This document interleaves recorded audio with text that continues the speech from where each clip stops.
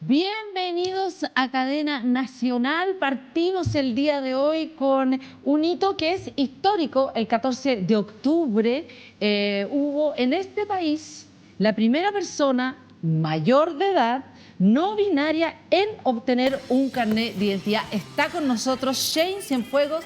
Bienvenida. ¿Cómo estás? Estoy muy bien, muy agradecido de estar en esta instancia y poder contribuir en la medida de lo posible a promover los derechos humanos. Muchas gracias. ¿Cómo estás? Cuéntanos. Hablemos yo te tengo que tratar de ella, eso es no binario, no binarie. Explícanos un poco también. Sé que quizás estas preguntas te parecen muy obvias, evidentes, etcétera, etcétera. Nos reíamos en maquillaje, te escuchaba decir que esas preguntas son noventeras. Exactamente. Pero, ¿noventeras? ¿Por qué noventeras? Noventera porque, bueno, tenemos que pensar de que los estudios feministas comenzaron con los estudios de la violencia hacia la mujer, pero ya desde los 90 en adelante empieza toda esta teorización de lo queer, de lo diferente, de lo otro, de lo trans, incluso desde antes. Y, bueno, en materia académica es algo como avanzado. El tema es que hay que avanzar hacia lo cultural. Ah, bueno, pero lo académico siempre está muy arriba, pues nosotros somos unas ratitas. Hay que bajarlo. Una cucarachita, yo soy una cucarachita que tengo que entender. Cuéntanos qué es y cómo defines no binaria. Mira, lo no binario, más allá de ser una categoría identitaria o de identidad de género, desde mi perspectiva personal, es una postura política, es una postura en decir, ¿sabes qué? Sí, eventualmente podría existir esto del género femenino, masculino, pero decido no reproducirlo, decido accionar de forma diferente y simplemente decir, no soy hombre, no soy mujer, soy otra cosa. Y eso está bien. Ya.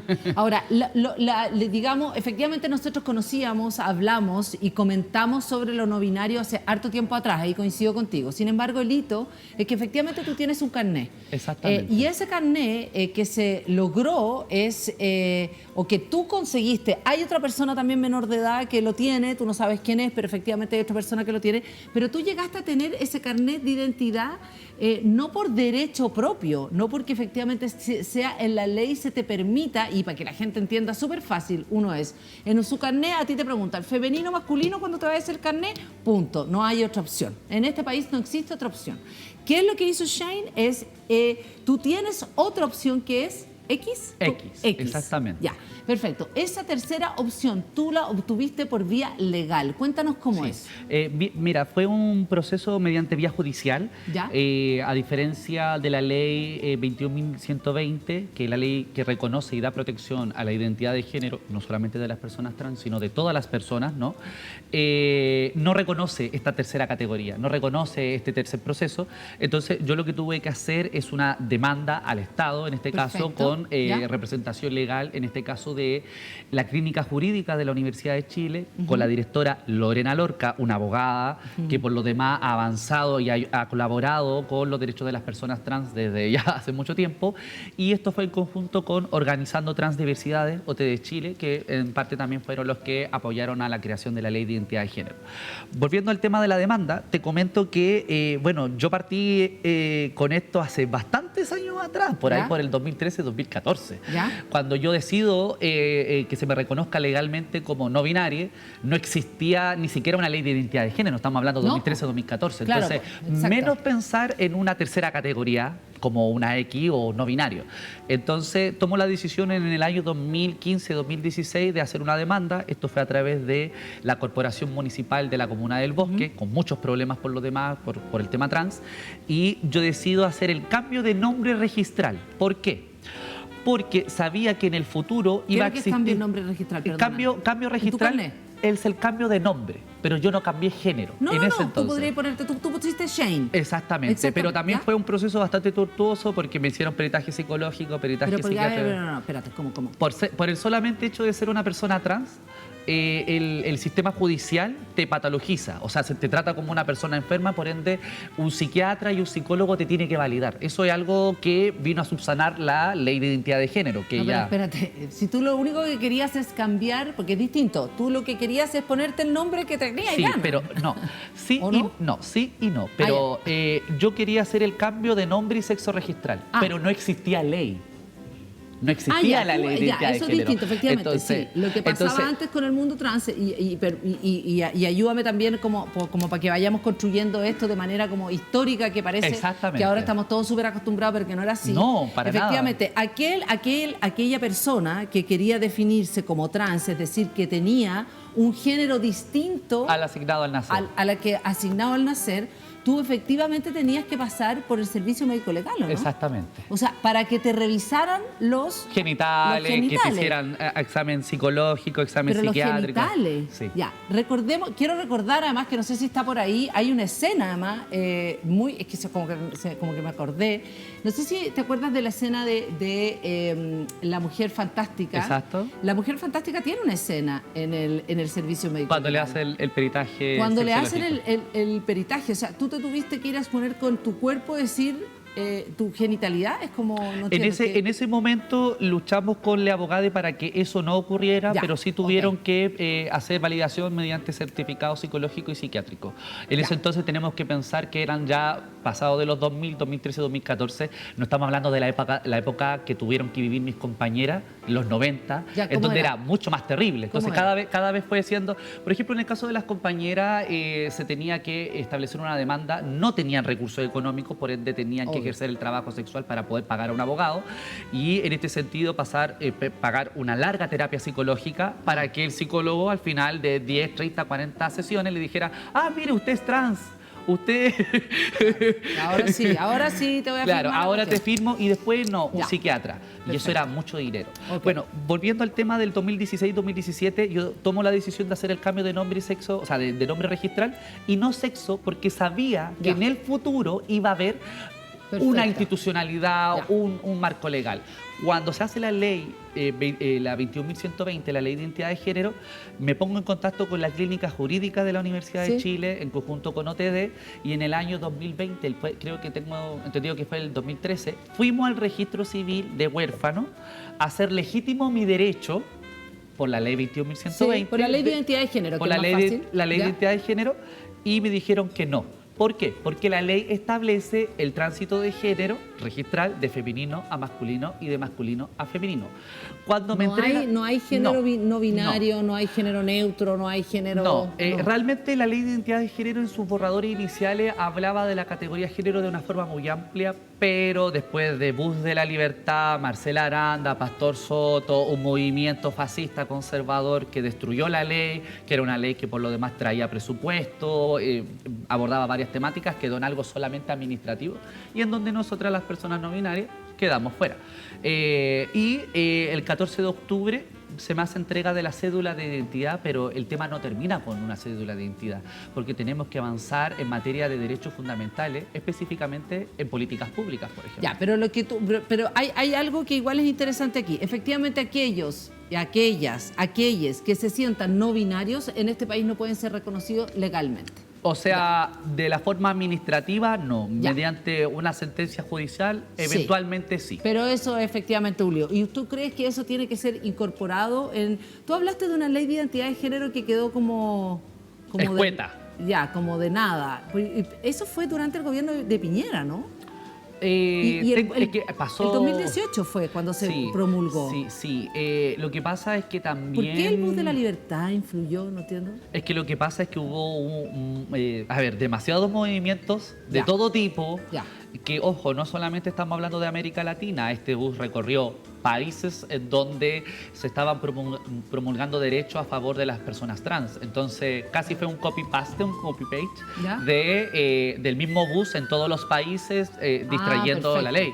Entonces, me recuerdo yo de que se daban argumentaciones que decían, no, es que las personas trans, después de cierta cantidad de años, se arrepienten de su identidad de género y quieren retroceder, dando estadísticas inexistentes con fuentes poco fidedignas. En ese sentido, la encuesta T, que fue la primera encuesta para personas trans y género no conforme, eran datos duros que defendió la ley. Y que a lo más habían factores sociales que hacían que si no hubiera una ley que reconociera de forma administrativa y pudieran generarse el cambio de nombre y sexo registral, las personas se estaban suicidando.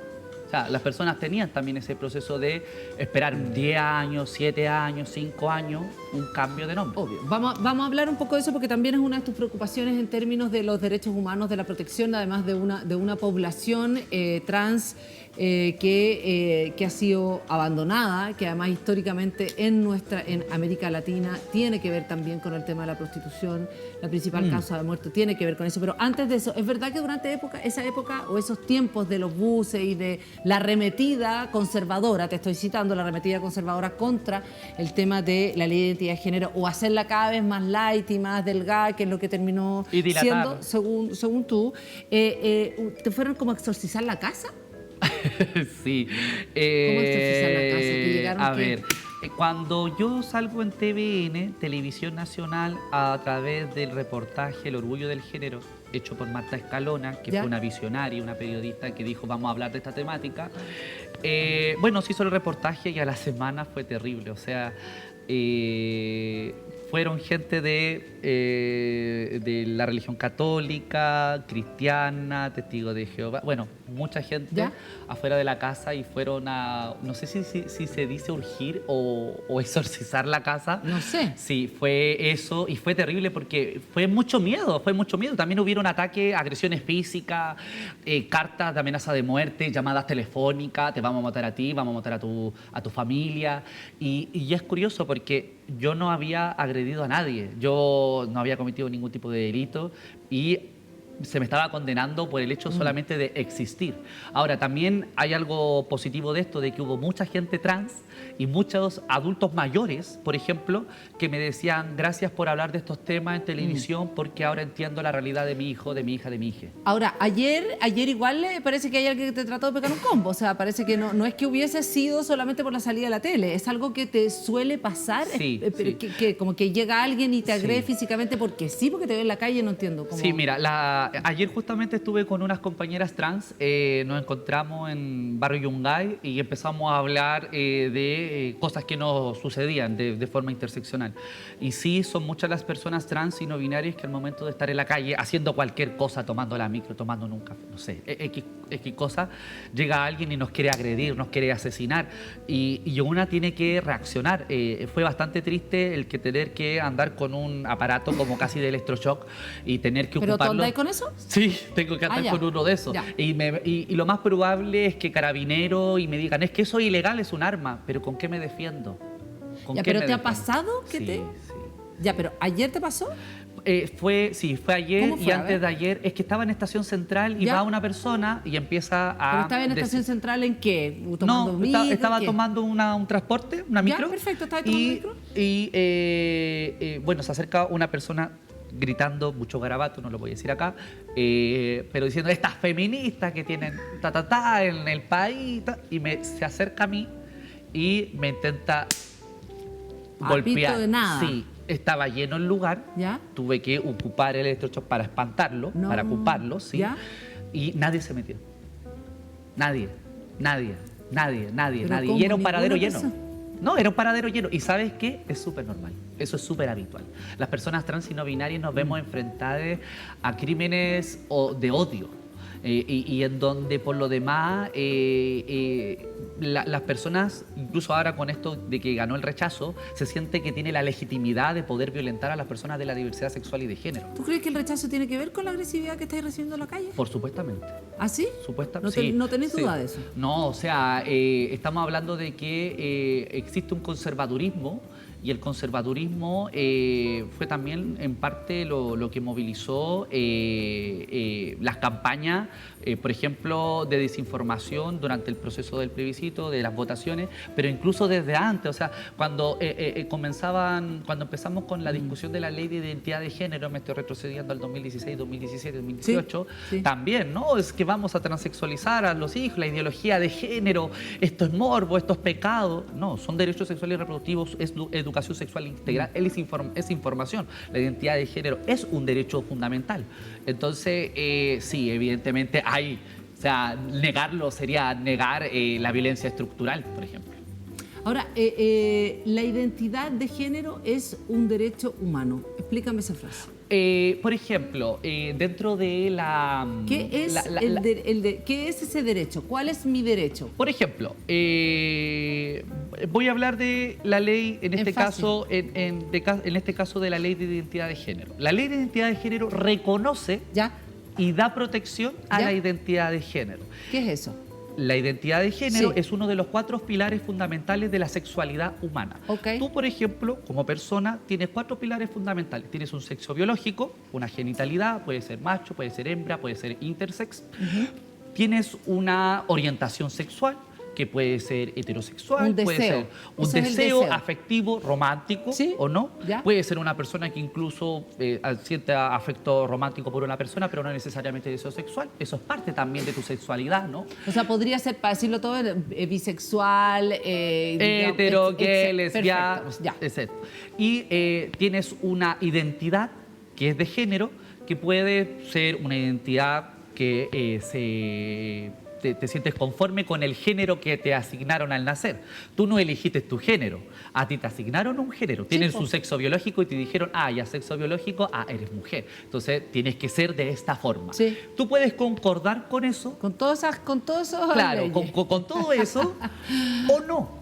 Y tienes una expresión de género, que es, en este caso, cómo te vistes, cómo hablas, cómo te expresas hacia afuera. Esos son los 4 pilares fundamentales de la sexualidad humana. Y esos son derechos fundamentales y los Estados miembros tienen que promover bienes y servicios y garantías sociales para que tú puedas acceder a ello y desarrollarte.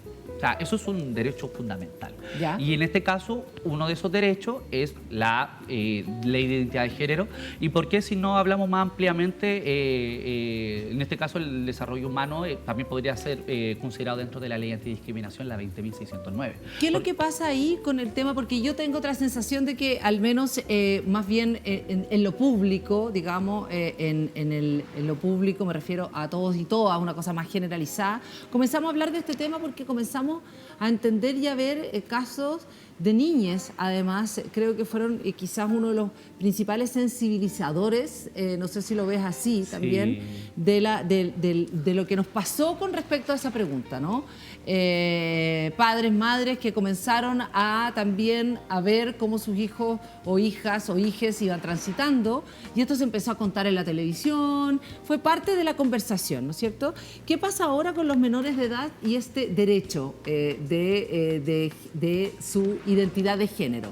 Tienen que esperar los 18 años, porque también creo que quizás el tema del BU y todo eso estaba bien asociado al tema de los niños, niñas, ¿no? Y adolescentes. Claro.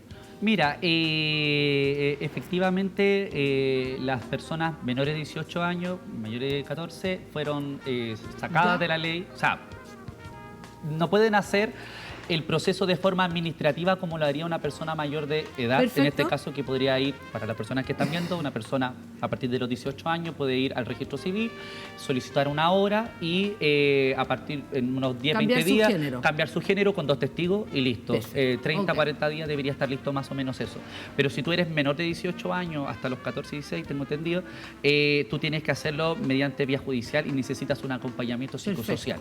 Y las personas que son menores de eso no tienen acceso a la ley. ¿Y qué pasa con el tema que ha sido controversial en el mundo también y tiene que ver con, en el caso de los menores de edad, con lo que tiene que ver con el tema de las hormonas? No sé si está bien dicho, efectivamente son niñas que que toman la decisión con respecto a cambiar su estado hormonal e ir en el fondo tomando hormonas. ¿Qué pasa con eso? Depende de la familia, eso es una cosa individual.